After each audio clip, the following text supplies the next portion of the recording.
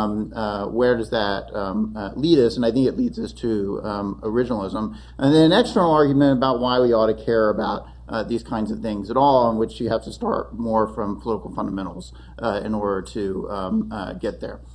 So briefly, the internal argument, I think, really starts with something like the kind of claim that Chief Justice John Marshall makes in Marbury, that the judicial role is saying what the law is, and presumably we could read that in what would have been suggested in the last panel in sort of a modernist way, in which if judges are saying what the law is, really what we think of is the judges are legislating for us. They're telling us what the law is now going to be through pronouncing it. But generally speaking, I don't think that's what gives the court much legitimacy, at least in the realm of judicial review. We may find that a more plausible account and a more reasonable and attractive account in some other context, if we're talking about tort law or contract law or something. But I think in the context of constitutional law, where judges are claiming to be able to trump legislative decisions, I think it's very hard to read that kind of claim in that kind of way. Instead, what we often say is that when judges are saying what the law is, they're simply clarifying and elaborating and articulating what the law is already taken to be. That is, they're interpreting a pre-existing law, and that what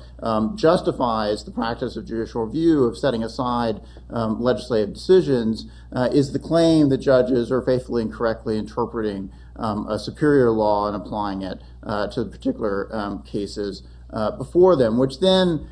raises a question, well, what does it mean to try to interpret the law, at least interpret the law in a way that might help justify a practice like judicial review? And here there's an assumption that the text of the Constitution has legal authority, that if we correctly interpret this particular text, it has particular kinds of legal consequences, most notably legal consequences that it would overcome the inferior law passed in statutes by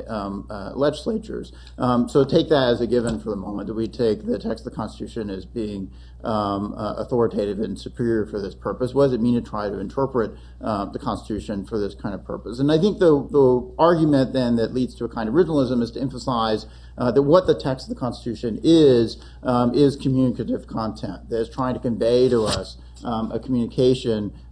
conveying a set of rules from authoritative lawmakers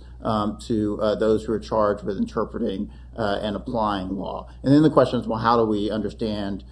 communications and try to interpret a communication that has been made, in this case made in a way that's particularly